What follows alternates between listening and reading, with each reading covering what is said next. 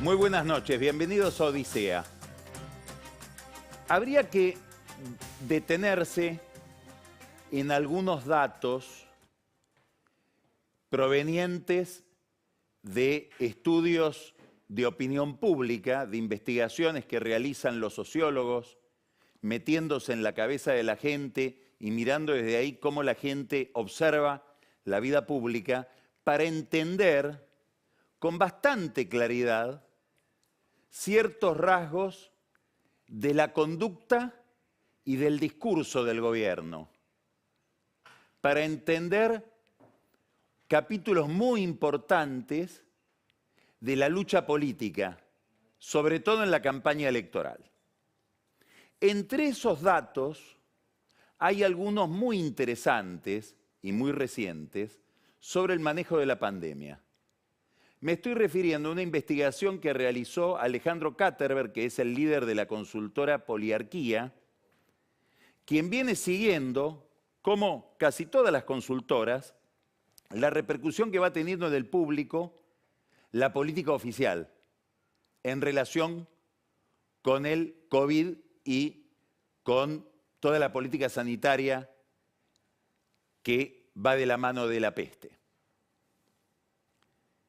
La encuesta de Poliarquía examina qué recepción tuvo en la gente el último paquete de restricciones que culminó ayer, es decir, esta especie de regresión a fase 1 que tuvimos durante la semana pasada. Lo estudia a partir de los anuncios que realizó el presidente Alberto Fernández de estas nuevas medidas. Y fíjese lo importante de este estudio, porque revela números muy impactantes. A partir de que anunció que se volvía a una cuarentena rígida, Alberto Fernández cayó 9 puntos. Estamos hablando de muy poco tiempo. En una semana cayó 9 puntos respecto de la consideración que tenía su política sanitaria antes de sus anuncios. Estamos hablando de que Alberto Fernández llegó, por culpa de esos anuncios, o pagando un costo por esos anuncios, al nivel de consideración más bajo desde que hay epidemia. 32% de consideración, su política en este tema. La medición anterior hablaba de 41%. La desaprobación, aquellos que dicen que está muy mal la política del gobierno, pasó a partir de esos anuncios de 48% al 59%. Es decir, subió 11 puntos la imagen negativa de la política oficial respecto de la pandemia. Los que prefieren flexibilizar pasaron del 34 al 47%, pero fíjese lo que es el dilema, porque la misma encuesta nos dice que el 61%, y es un pico, está asustado respecto de la circulación del virus. Tiene la percepción de que en cualquier momento se puede contagiar. Entonces sube el miedo al contagio, pero sube también la exigencia de flexibilización o la intolerancia a la restricción. Hay datos todavía más interesantes, porque este aumento de la intolerancia a la restricción es del 11% en la ciudad de Buenos Aires, del 15% en el Gran Buenos Aires, mensaje para Axel Kicillof, y de 13% en el interior del país. Quiere decir que hay casi hasta un mayor nivel de tolerancia entre los porteños respecto de las restricciones que entre los habitantes del conurbano bonaerense. Tiene toda la lógica, porque en el conurbano es donde se concentra la informalidad, se concentra la pobreza, es donde la restricción se vuelve desde el punto de vista económico mucho más severa, mucho más dolorosa. Después vamos a hablar de estos aspectos de la política sanitaria sobre la situación económica y social con Emilio Monzó, con el que vamos a dialogar después de esta introducción. Los que creen que estamos entre los países que peor manejaron el tema de la pandemia pasaron en una semana del 44 al 51%. Y los que creen que que estamos entre los países donde peor se ha vacunado, donde menos se ha vacunado, pasaron del 59 al 63% en esta encuesta de poliarquía hecha por Alejandro Katterberg. Ahora,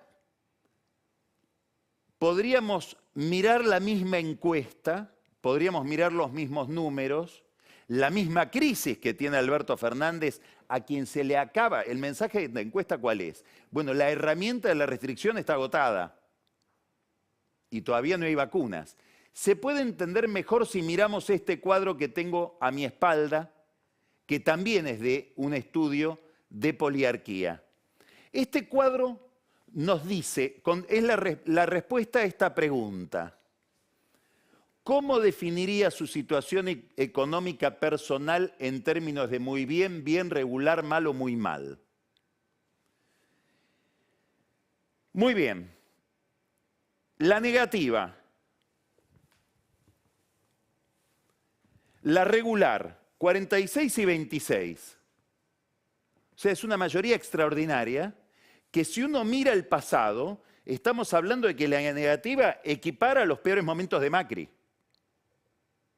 El gobierno genera un malestar económico con esta política que es similar al momento en que, vamos a citar a Nicolás Dujovne dijo premonitoriamente: con esta política económica cualquier gobierno caería. Le dijeron no lo vuelvas a repetir, después perdieron las elecciones.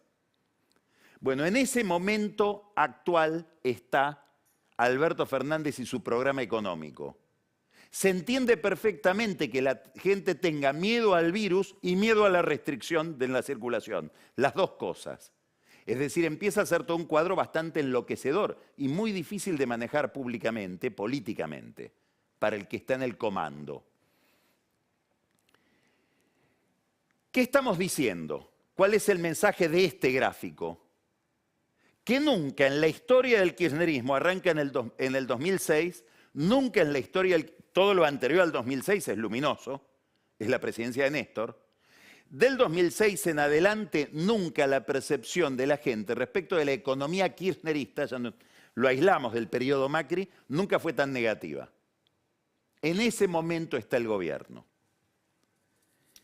¿Por qué es tan importante ver esto? Por muchas razones. Porque induce a un tipo de conducta a toda la clase política, no solo al gobierno. Ahora vamos a ver cuál es la reacción del gobierno frente a estos datos, frente a los datos de la pandemia y frente a la percepción de la economía. Pero también nos explica dos movimientos que no están en el gobierno, que no están en el oficialismo. Uno es un movimiento del PJ disidente, que brumosamente se insinúa, todavía no está visible, en la provincia de Buenos Aires en la figura de Florencio Randazzo. Los números de los encuestadores son misteriosos, porque dicen que con solo mencionar la posibilidad de un discurso peronista no kirchnerista, ese discurso concitaría la adhesión del 10% de la gente de arranque. Quiere decir que hay un votante que uno imagina castigado por la recesión, de clase media baja, que en su momento se expresó detrás de Massa, que probablemente desencantado con Macri, fue hacia Cristina y hacia Alberto, que ya no quiere votar a Alberto, pero que tampoco quiere regresar a votar algo parecido a Macri. Bueno, ¿por qué es tan importante esto?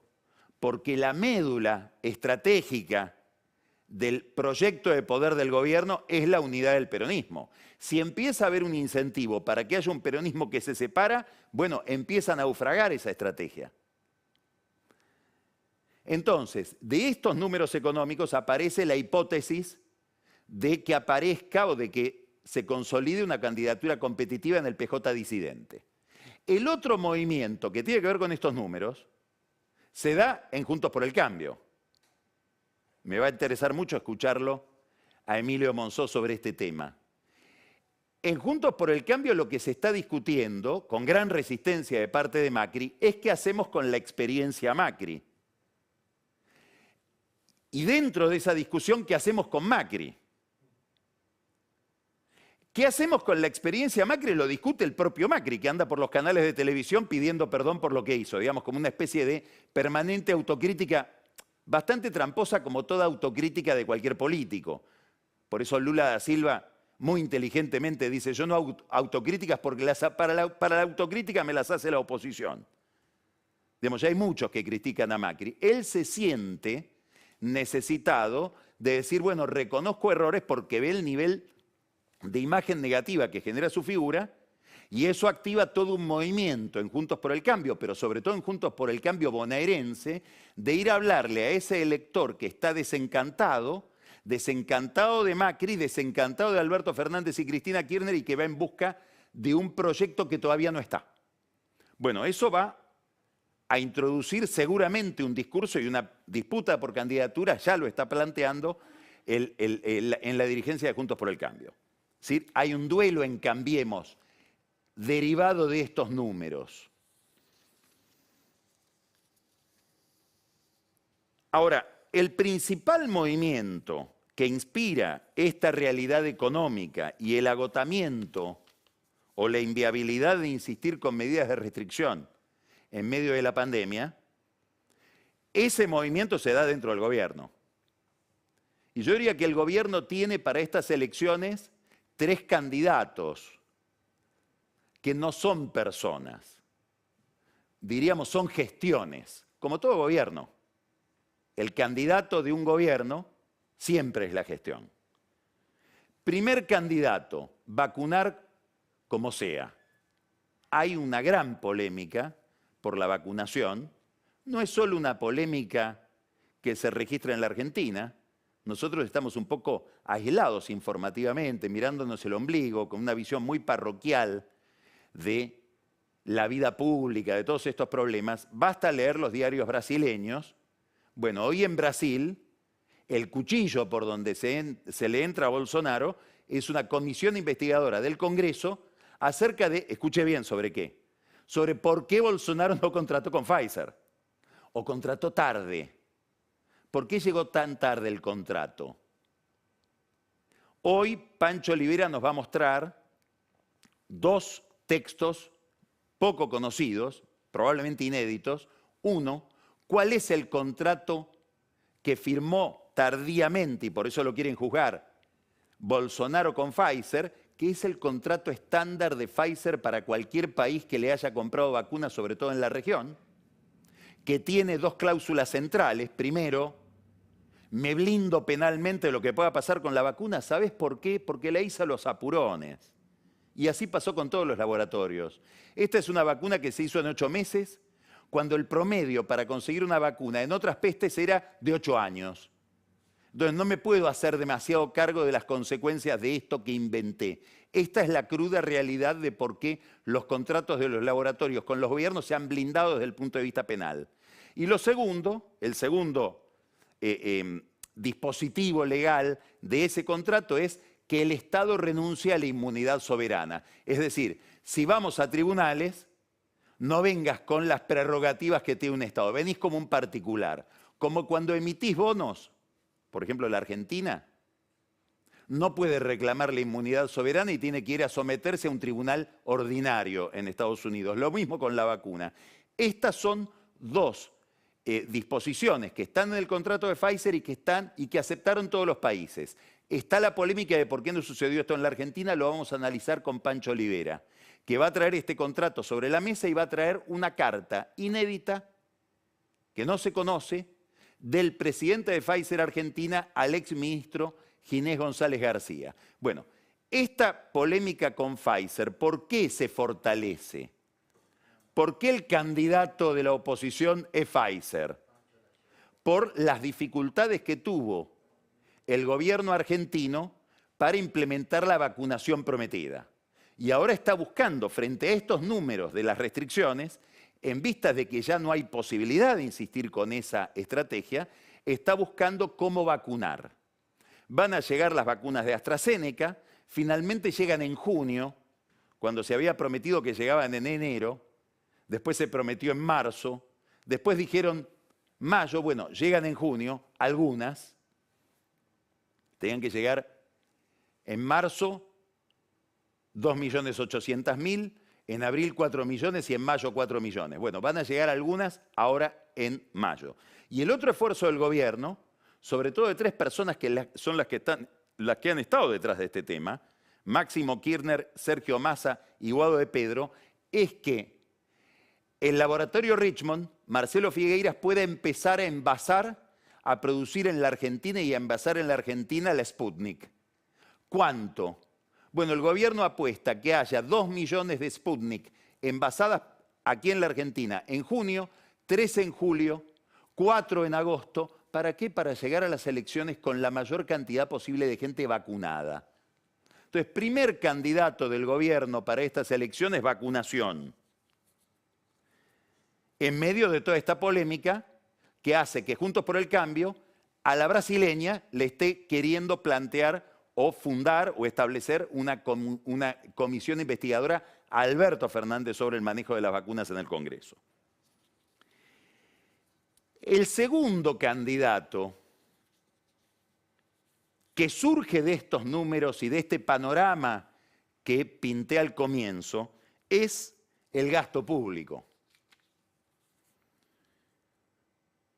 Acá ha habido un proceso silencioso que desmiente la imagen pública del gobierno, que desmiente la imagen convencional, que está solapado, que está oculto detrás de las consignas kirchneristas, pero acá lo que ha habido por vía de ajuste del gasto y sobre todo de aumento de la recaudación, por aumento de impuestos, por mejora en el precio de la soja que termina revirtiendo en mejora en la recaudación por retenciones, un fenomenal ajuste fiscal.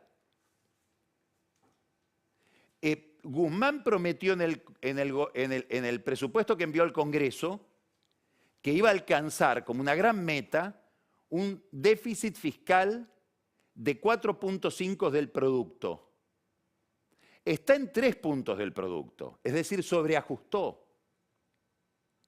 Está más parecido a Macri que a cualquier otra experiencia, al último Macri.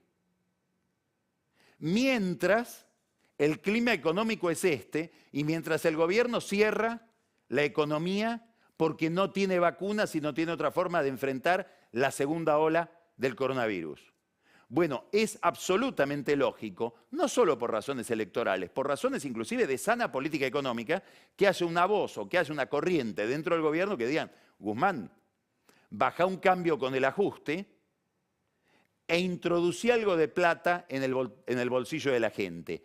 Esta introducción de plata la vamos a ver en las próximas semanas. No nos tiene que sorprender que el gobierno diga voy a gastar más, además de mantener los subsidios que no quise recortar, porque ha habido un triunfo del ala kirchnerista, concretamente de Federico Bernal y de Federico Basualdo, que están en el área energética, sobre Guzmán, en que no va a haber aumento de tarifas de más del 9%. Entonces, candidato principal, gastar más.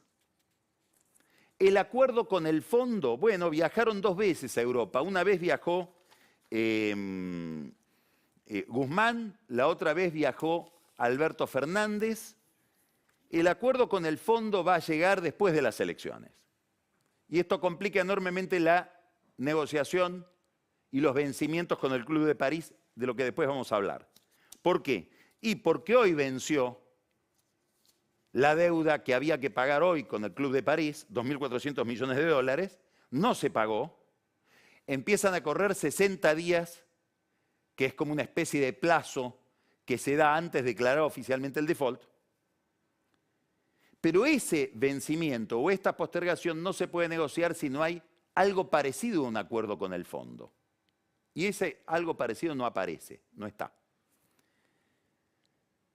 Y además, ya lo mencionamos la semana pasada, lo voy a volver a mencionar, lo dijo el embajador de Japón, Takahiro Nakamae, no queremos que nuestros contribuyentes se vean obligados a una renegociación de la Argentina cuando a otros contribuyentes, por ejemplo a los contribuyentes chinos, se les paga en efectivo al contado y sin renegociación. Entonces, si le van a renegociar a los países del Club de París, que le renegocien también a China. Esto parece que surgió también en un Zoom bastante complicado, en una comunicación bastante complicada. No pudo existir presencial, se iba a hacer un Zoom en el viaje de Alberto Fernández a Europa, tampoco lo pudo hacer con Angela Merkel, que aparentemente en esta última comunicación virtual, cuando apareció Alberto Fernández del otro lado, ella estaba con un papel y una lista. Y en esa lista estaban las promesas que le había hecho a Alberto Fernández en la última comunicación que habían tenido. Y se la repasó uno por uno. Y aparentemente el examen no salió tan bien. Diferencias de estilo. No alcanzaron las palabras. Obviamente, sin ese acuerdo con el fondo, dentro de 2 meses habrá default con el Club de París.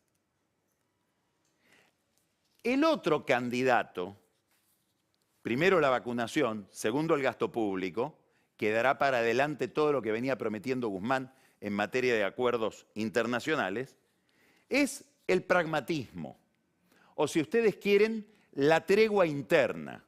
Se acabó cualquier posibilidad de discusión interna dentro del oficialismo hasta nuevo aviso porque hay que ganar las elecciones.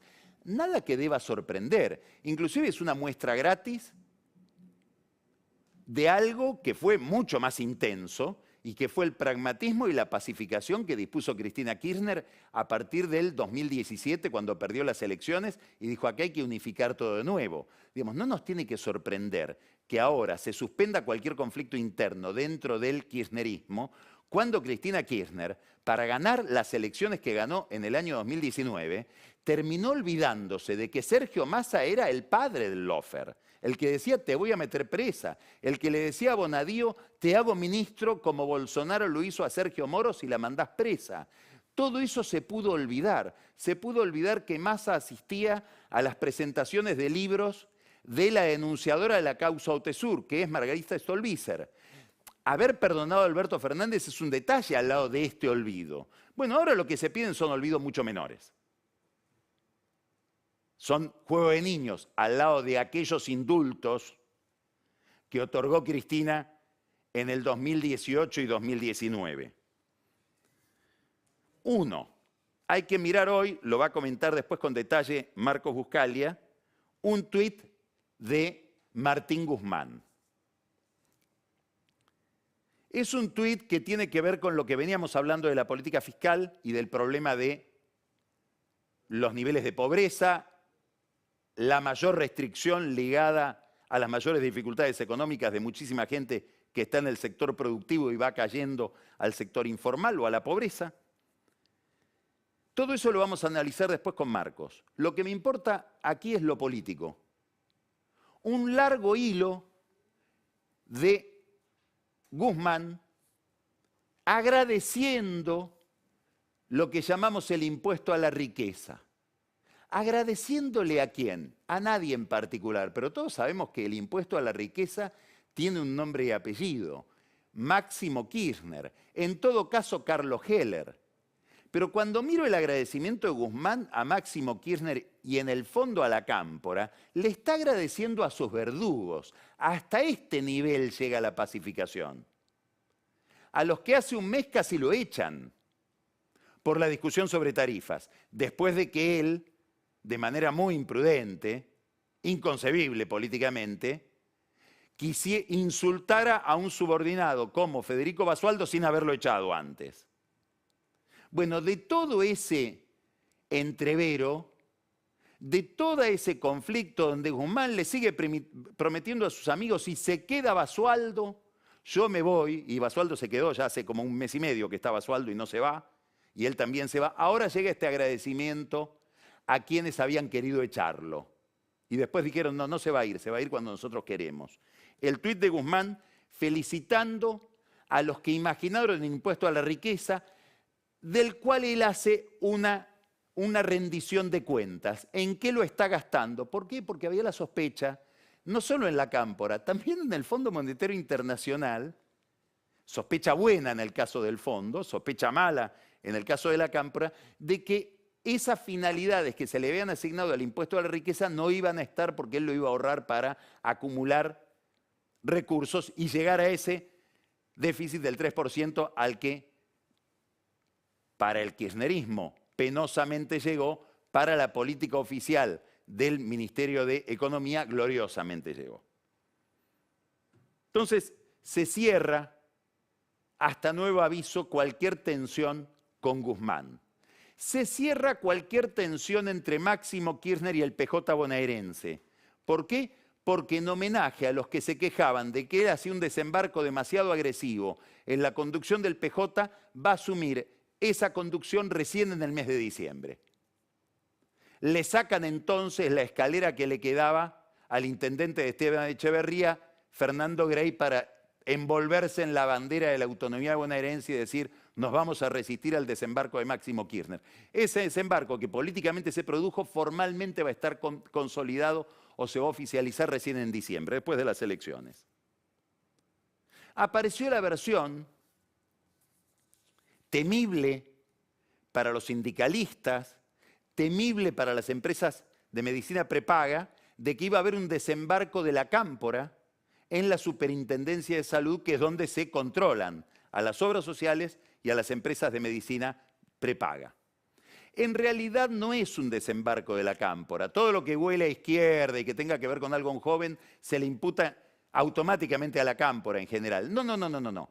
Es el grupo de funcionarios, de sanitaristas que rodean a Kicillof en la provincia de Buenos Aires, radicados sobre todo en el Ministerio de Salud con Nicolás Kreplat, que es el segundo de ese ministerio, y en IOMA, donde los funcionarios del Ministerio de Salud y de IOMA pretenden tomar cuatro gerencias en la Superintendencia de Salud para empezar a controlar el gasto en salud y para empezar a cobrarle a las obras sociales y a las empresas de medicina prepaga las prestaciones de los hospitales públicos en el conurbano bonaerense.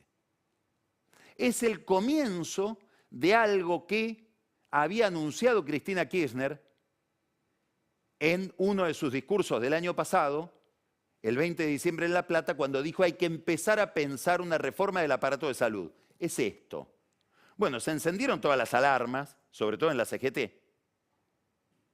Imagínense que los gremios están callados la boca con niveles de inflación espeluznantes. No hablan por qué, y porque los tienen agarrados con los subsidios a las obras sociales en plena pandemia, donde el gasto aumenta y la recaudación baja por el desempleo, por la pérdida de actividad de grandes sindicatos, gastronómicos, comercio, etc. ¿Queja por qué? Y porque ellos habían puesto, tal vez no al que más querían, pero el superintendente de salud, Freddy López, es un hombre de Ginés González García, quien convivió toda la vida con los sindicatos.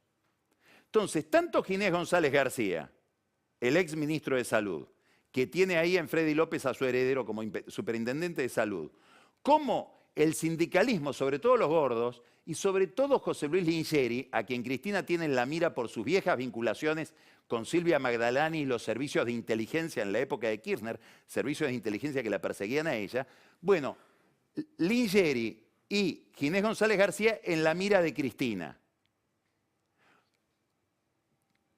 Me refiero a Magdalani y los servicios de inteligencia de Macri. Creo que cometí un error al mencionar quién manejaba la AFI de Arribas. Lo que quiero decir es, se prenden luces de alarma en la CGT, le avisan a Alberto Fernández que el pedido de 4 gerencias va a generar un conflicto en medio de la campaña y paños fríos, se cierra esta grieta que había empezado a abrirse. Hasta nuevo aviso. Hay otra dimensión de este cierre interno, de esta búsqueda de cerrar o suprimir cualquier tipo de disidencia. Y es, en medio de un ajuste como el que estamos viviendo, que insisto, el déficit fiscal llega al 3%, en medio de esta pandemia con restricciones que le hacen perder 9 puntos en las encuestas al presidente en una semana, en medio de esta percepción de la realidad económica, la peor de todo el ciclo kirchnerista que empezó en el 2003, a los sectores más radicalizados hay que ofrecerles capital simbólico, hay que ofrecerles gestos, discurso. Y eso es lo que estamos viendo en estos días en distintos planos de la política oficial. Primero, 25 de mayo, un grupo importante de gente del oficialismo, donde está Héctor Daer, el sindicalista, Pablo Moyano y distintas figuras del elenco oficial, que dicen tenemos que suspender el pago de la deuda, tenemos que reprogramar, pedir más periodo de gracia, los intereses son usurarios. Tenemos que ver cómo en el gobierno de Macri se gastó la plata que entró. Muy sencillo para saber cómo se hizo. Le tienen que preguntar al licenciado Jorge Domper. Es el titular de la tesorería del Ministerio de Economía, que es el mismo titular de la tesorería del Ministerio de Economía que contrajo la deuda y que realizó las asignaciones de esa deuda. Es decir, no ha cambiado el responsable. O sea que con que el gobierno le pregunte a su propio tesorero va a entender cómo es que se gastaron los recursos que llegaron del fondo.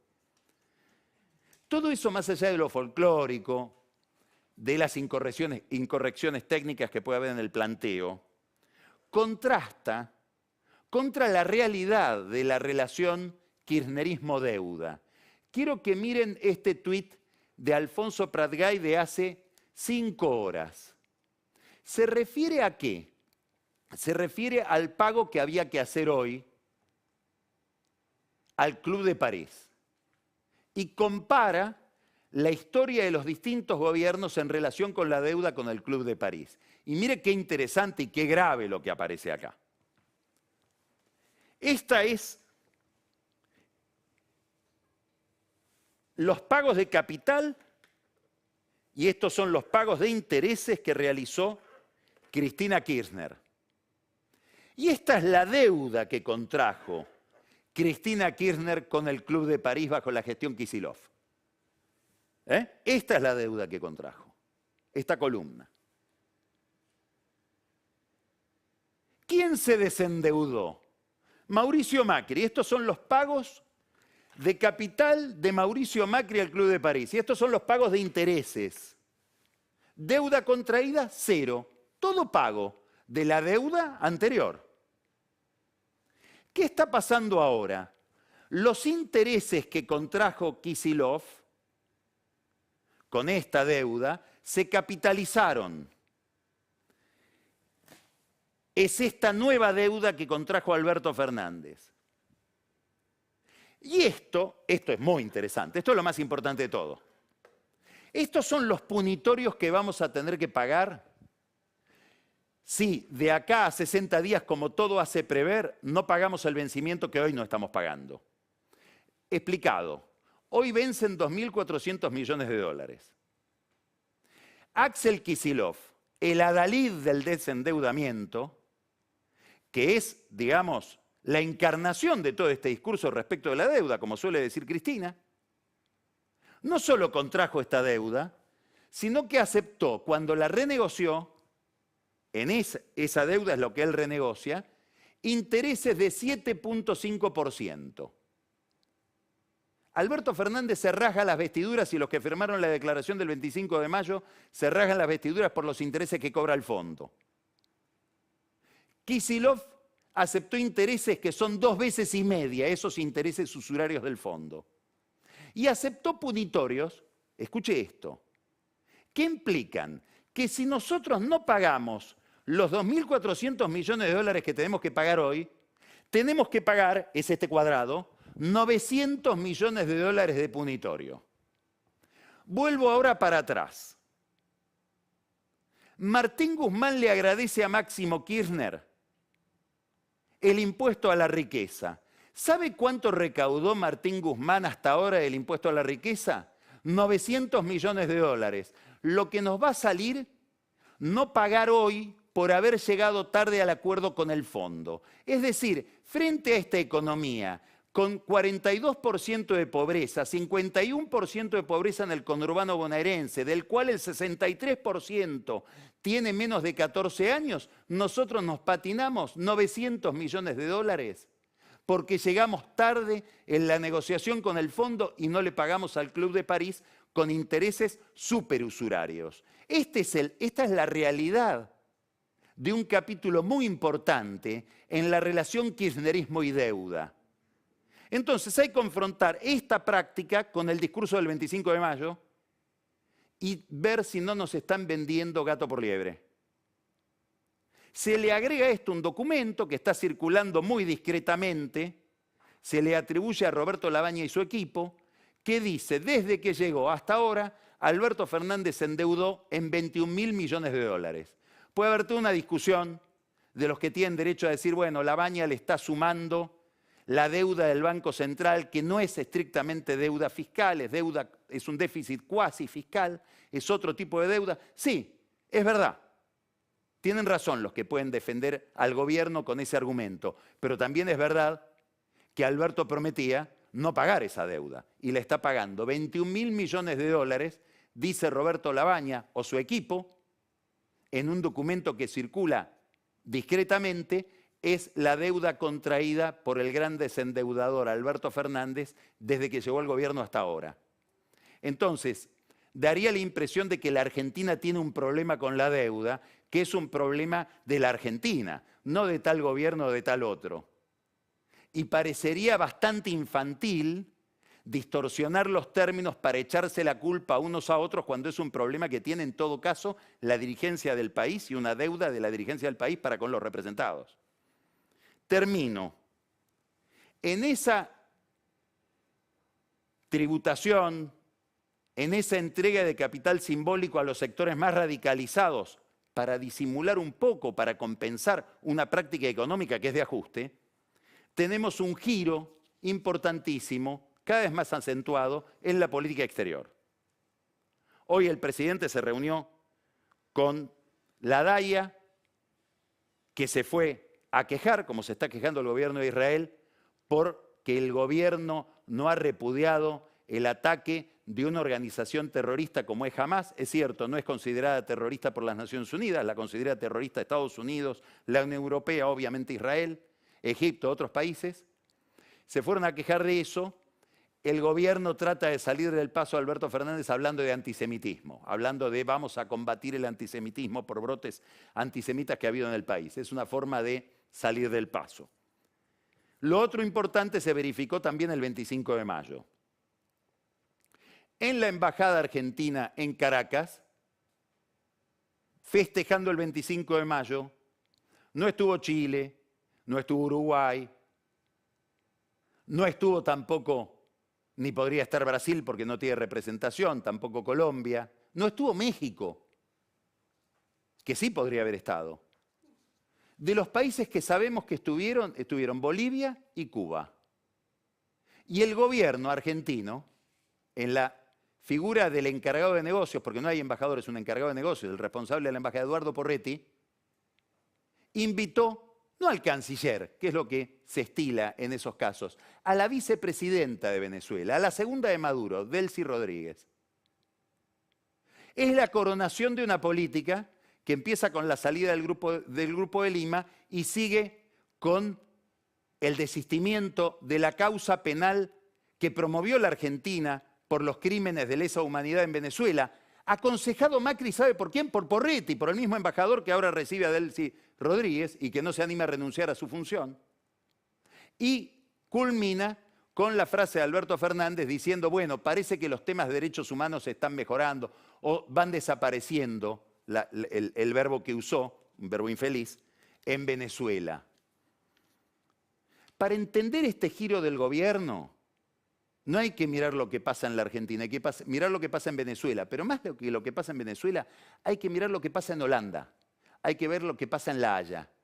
En La Haya está a punto de abrirse una segunda fase en la causa Venezuela, en la Corte Penal Internacional.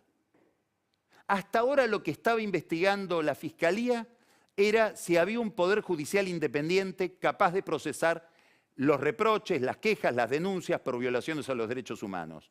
Ahora se abre la posibilidad de que la Corte Penal Internacional investigue con nombre y apellido quienes violaron los derechos humanos en el régimen de Maduro. Y ahí es donde la prestación de Alberto Fernández se vuelve invalorable, porque la Argentina lo que está contribuyendo es a que ese paso para investigar violaciones de derechos humanos no se produzca. Justamente una prestación, un servicio catastrófico producido por un gobierno que también discursivamente se vuelve en la bandera de algunos derechos humanos o, dicho mejor, de los derechos de algunos humanos. Empezamos Odisea, vamos a hablar ahora con Emilio Monzó, vamos a hablar de varios temas de los que tocamos y después vamos a tener un programa muy interesante donde, como les anticipé, Pancho nos va a traer el contrato de Brasil con Pfizer, la carta de Pfizer a González García. Daniel Vilota nos va a ilustrar sobre cómo la política bonaerense protege al fiscal Scapolán. Después vamos a hablar con Marcos Buscalia de ajuste y gasto. Se va a encontrar con algo muy interesante en el bloque de Camila Perochena y el espejo de la historia, que es el enfoque de una cuarentena del siglo XIX en la visión de un gran líder político del siglo XIX. Y después, algo que vamos a ir viendo durante el programa, una perla cinematográfica.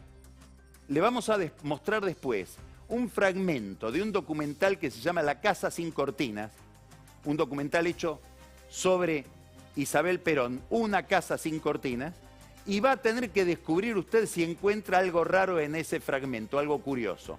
La incógnita la va a despejar con un gran libro. Al final, Carola Gil en el whisky. Empezamos Odisea.